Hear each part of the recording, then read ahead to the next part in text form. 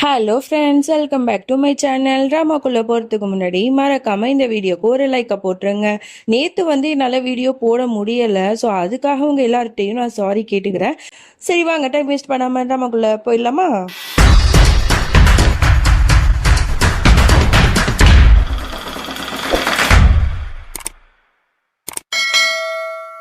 Starting சீன்ல குணால தான் காட்டுறாங்க. அவன் வந்து பரிக்கு வந்து சமைச்சு கொடுக்கணுங்கிறதுக்காக அழகா வந்து சமைச்சிட்டு இருக்கான். அவனை பொறுத்த வரைக்கும் மிஸ்டி அவனோட குழந்தைங்கிற விஷயம் அவனுக்கு தெரிஞ்சிச்சு இல்லையா? அதனால மிஸ்டியும் பரியும் எப்போதும் ஒன்னா இருக்கணும் அப்படிங்கிற மாதிரி நினைக்கிறான் போல. அதனால அவள்கிட்ட சொல்லிட்டு இருக்கா, அவனோட பெஸ்ட் ஃப்ரெண்ட் மிஸ்டி இருக்கால, அவளை கூட்டிட்டு நம்ம எங்கேயாவது வெளில போலாமா, பீச்சுக்கு போகலாம், பார்க்குக்கு போகலாம், அப்புறம் நிறைய சாப்பிட்றதுக்கு போகலாம், என்ன சொல்ற அப்படிங்கிற மாதிரிலாம் கேட்ட உடனே என்ன ஆச்சுன்னு தெரியல. பரிக்கு வந்து ரொம்பவே கோவம் வருது. என்ன சொல்றீங்கப்பா, அவ என்னோட பெஸ்ட் ஃப்ரெண்டு தான், இருந்தாலும் நீங்க என்னோட அப்பா, அதனால நம்ம ரெண்டு பேர் தான் அதிகமா டைம் ஸ்பெண்ட் பண்ணும், புரியுதா அப்படிங்கிற மாதிரி கேட்டுருவா. இவனுக்கே ஒரு மாதிரி ஆயிடும், என்ன இப்படி சொல்லாலே அப்படின்னு சொல்லிட்டு ஓகேமா அப்படின்னு சொல்லிட்டு இவனும் சமாளிச்சிருவான். இங்கே அப்படியே மௌலியை காட்டுறாங்க. அவளுக்கு வந்து ஒரு கால் வருது. இந்த மாதிரி ஸ்கூல்ல இருந்து உங்க பொண்ணு வந்து மிஸ் ஆயிட்டா, எங்க போனான்னு தெரியல அப்படின்னு சொல்லிட்டு சொல்லிடுறாங்க. இதை கேட்டு அவளுக்கு பயங்கர ஷாக்கா இருக்கு. அவளுக்கு வந்து குணால் மேலதான் டவுட் வருது. உடனே குணாலோட ஹாஸ்பிட்டலுக்கே ஓடி போயிடுறா. அவனை பார்த்துட்டு கோவத்துல அவனோட சட்டையை பிடிச்சி அப்படியே கேள்வி கேட்க ஆரம்பிக்கிறா. நீ என்ன நினைச்சிட்டு இருக்க, என்னோட பொண்ணை வந்து நீ எங்க கடத்தி வச்ச, சொல்லு, அவ எங்க வேணும் இப்ப அப்படின்னு சொல்லிட்டு அவன் ரொம்ப கோவமா கத்திட்டு இருக்கா. என்னாச்சு மௌலி, ஏன் இப்படி பண்ற அப்படிங்கிற மாதிரிலாம் அவன் கேட்கறான். அந்த நர்ஸும் அங்க இருக்கிறதுனால, நர்ஸ் நீங்க வெளில போங்க அப்படிங்கிற மாதிரி அவனும் சொல்லிட்டு, இந்த பாரு மௌலி, நான் ஒன்னும் அந்த மாதிரிலாம் பண்ணல, உனக்கு என்ன பைத்தியமா, மிஸ்டி வந்து எனக்கும் பொண்ணுதான், அவளை எதுக்கு நான் கடத்த போறேன் அப்படின்னு சொல்ல, இல்ல நீ தான் ஏதாவது பண்ணிருப்ப எனக்கு தெரியும் அப்படிங்கிற மாதிரி அவ சொல்லிட்டே இருக்கா. அவன் இல்லவே இல்லை அப்படிங்கிற மாதிரி சொல்லிடுறான். உடனே இவ ரொம்ப பதட்டமா இருக்கிறத பார்த்துட்டு என்னாச்சு ஏதாச்சு அப்படிங்கிற மாதிரி கேட்கறான். அவளும் சொல்றான், இந்த மாதிரி ஸ்கூல்ல இருந்து கால் பண்ணாங்க, மிஸ்டி வந்து எங்க போனானே தெரியல அப்படின்னு சொல்றாங்க, எனக்கு ரொம்பவே பயமா இருக்கு அப்படிங்கிற மாதிரி பதட்டமா இருக்கா. சரி நீ கவலைப்படாத, நம்ம அவளை போய் தேடலாம் அப்படின்னு சொல்லிட்டு ரெண்டு பேரும் கார்ல போயிட்டு தேடிட்டு இருக்காங்க. எங்க பார்த்தாலும் பார்த்துட்டே வராங்க, எங்கேயுமே மிஸ்டியை காணும். அப்பதான் அவன் சொல்றான், அவளோட பெஸ்ட் ஃப்ரெண்ட் எல்லாருக்குமே வந்து நீ கால் பண்ணி கேளு அப்படின்னு சொன்ன உடனே அவளே எல்லாருக்கும் கால் பண்றா. யாருமே வந்து தெரியல அப்படிங்கிற மாதிரி தான் சொல்றாங்க. இவளுக்கு ஒண்ணுமே புரியல. அப்பதான் அவளுக்கு ஒரு ஐடியா வருது. இவளுக்கு வந்து பக்கத்துலயே இங்க ஒரு பார்க் இருக்கு, அந்த பார்க் வந்து அவளுக்கு ரொம்பவே பிடிக்கும். அவளுக்கு ஏதாவது ஒண்ணுன்னா அவ அங்கதான் கூட்டிட்டு போக சொல்லுவா. ஐ திங்க் அவ அங்க போயிருக்க வாய்ப்பு இருக்கு அப்படிங்கிற மாதிரி சொல்ல, சரி போலாம் அப்படின்னு சொல்லிட்டு அவனும் கரெக்டா அந்த இடத்துக்கும் போயிடுறான். அந்த பார்க்குக்கு போயிட்டு சுத்தி முத்தி பாக்குறாங்க, அவ எங்க இருக்கா அப்படின்னு சொல்லிட்டு. அங்க மிஸ்டி வந்து ஜாலியா வந்து விளையாண்டுட்டு இருக்கா. அவளை பார்த்த உடனேதான் இவளுக்கு உயிரே வருது. மிஸ்டி அப்படிங்கிற மாதிரி இவளும் கத்த, அவளும் அம்மா அப்படின்னு சொல்லிட்டு ஓடி வந்து ஹக் பண்ணிக்கிறா. என்னம்மா என்னாச்சு, ஏன் இப்படி பண்ண, எங்கேயுமே சொல்லாம நீ எங்க போன, நான் ரொம்ப பயந்துட்டு தெரியுமா அப்படிங்கிற மாதிரிலாம் பதறிட்டு இருக்கா. இது எல்லாத்தையும் தூரத்துல இருந்து குணாலும் பார்த்துட்டு இருக்கான். அவனும் வந்து மிஸ்டியை பார்க்கலாம் அப்படின்னு சொல்லிட்டு வரும்போது கரெக்டா அந்த இடத்துக்கு இஷான் வந்துடுறான். இஷானை வந்து பார்த்த உடனே இவனுக்கு ஒரு மாதிரியா தான் இருக்கு. இது சொல்லாம அப்படியே நிக்கிறான். என்ன மோடி, என்னாச்சு, மறந்துட்டியா, நீ தானே சொன்ன இன்னைக்கு வந்து மிஸ்டியை நீங்களே பிக்கப் பண்ணிக்கோங்க அப்படின்னு சொல்லிட்டு. நான் தான் அவளை கூட்டிட்டு வந்தேன், அப்ப சொன்னா பார்க்குக்கு போலாம் அப்படின்னு சொல்லிட்டு, அதனாலதான் அவளை இங்க கூட்டு வந்தேன், நீ ஏன் இவ்வளவு பதற, என்னாச்சு அப்படிங்கிற மாதிரி கேட்டவன தான் அவளுக்கே புரியுது. சரி நம்ம எவ்வளவு பெரிய தப்பு பண்ணிட்டோம், நம்ம மறந்துட்டோமே. ஆமா இஷான், நான் தான் உங்ககிட்ட சொன்னேன் அவளை பிக்கப் பண்ணிக்கோ அப்படின்னு சொல்லிட்டு, பட் நான் அதை சுத்தமா மறந்துட்டேன். ஸ்கூல்ல இருந்து கால் பண்ணி சொன்ன உடனே எனக்கு ரொம்ப பயமாயிடுச்சு, அதனாலதான் பதறி அடிச்சுட்டு நான் இந்த மாதிரிலாம் வந்து ரியாக்ட் பண்ணிட்டேன் அப்படிங்கிற மாதிரி அவன் சொல்லிட்டு இருக்கும் போது டக்குன்னு பின்னாடி வந்து குணால் இருக்கிறத இஷானும் பார்த்துதான். அவனுக்கு ஒரு மாதிரியா இருக்கு, இவர் எங்க இங்க இருக்காரு அப்படின்னு சொல்லிட்டு. அப்போ மோடிக்கு ரொம்பவே கில்ட்டியா இருக்குச்ச, நம்ம தான் வந்து தப்பு பண்ணிருக்கோம், பாவம் குணால போய் இந்த பிரச்சனையில இழுத்து விட்டுட்டோமே அப்படின்னு சொல்லிட்டு ஒரு மாதிரி வந்து பார்த்துட்டு இருக்கா. அப்புறம் குணாலும் வந்து அங்க வரான்.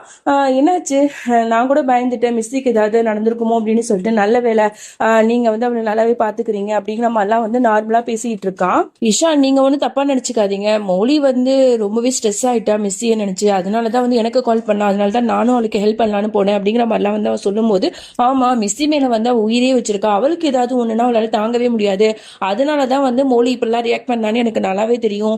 அப்புறம் உங்களுக்கு தான் நான் டைம் சொல்லணும், நான் இல்லாத நேரத்துல நீங்க வந்து அவளுக்கு ரொம்பவே ஹெல்ப் பண்ணிருக்கீங்க அப்படிங்கிற மாதிரிலாம் இங்க இஷானும் குணாலும் பேசிட்டு இருக்காங்க. குணாலும் அப்படி செல்லமா அவளோட கண்ணத்தை வந்து அப்படியே தோடுறான். டக்குனு இவ வந்து அப்பா அப்படின்னு சொல்லிட்டு இஷானை போய் ஹக் பண்ணிக்கிறான். ரொம்ப கோவமா சோகமா இருக்கான்னு மட்டும் நல்லா தெரியுது குணாலுக்கு. ஓகே, எனக்கு ரொம்ப நேரம் ஆயிடுச்சு, நான் வரேன் அப்படின்னு சொல்லிட்டு குணாலும் அந்த இடத்த விட்டு போயிடுறான். அவனுக்கு ஒரு மாதிரியா இருக்கு, எதுக்கு மிஸ்டி இப்படி நடந்துக்கிறா அப்படின்னு சொல்லிட்டேன். அப்புறம் திரும்பி பாக்குறான், அங்க மௌலி, இஷான், அப்புறம் வந்து மிஸ்டி 3 பேருமே வந்து கியூட்டா வந்து ஒரு ஃபேமிலியா இருக்கிறத பார்க்கும்போது அவனுக்கு கொஞ்சம் லைட்டா பொறாம மாதிரி தான் இருக்கு.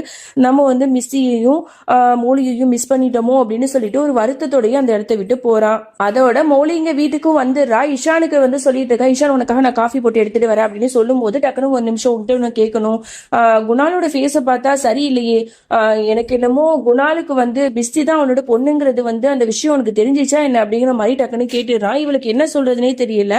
அப்படியே பார்த்துட்டு இருக்கா. என்ன மௌலி, என்ன ஒண்ணுமே சொல்ல மாட்டேன் சொல்லு அப்படின்னு கேட்டோன்னா, ஆமா அப்படிங்கிற மாதிரி அவளும் சொல்றா. அப்ப நீ தான் சொன்னியா அப்படின்னு கேட்கும்போது, இல்ல நான் சொல்லல, அம்மா இருக்காங்கல்ல அவங்க தான் வந்து சொல்லிட்டாங்க குணால்கிட்ட எல்லா விஷயத்தையும் அப்படிங்கிற மாதிரி சொல்றா. அதுவும் அப்படியா, எனக்கு தெரிஞ்சிச்சு, குணாலோட ஃபேஸை பார்க்கும் போதே நான் கண்டுபிடிச்சிட்டேன், அதனால தான் நான் உங்ககிட்ட கேட்டேன் அப்படின்னு சொல்லும் போது இவங்க ஒரு மாதிரி நர்வஸா இருக்கும் போது, நீ எதுவும் நினைக்காத, குணாலால வந்து மிஸ்டியை வந்து நம்ம கிட்ட இருந்து பிரிச்சு எல்லாம் கூட்டு போக முடியாது, அதுக்கு நான் ஒரு வழி வச்சிருக்கேன், என் கூட வா அப்படின்னு சொல்லிட்டு எங்கேயோ கூட்டிட்டு போறான்.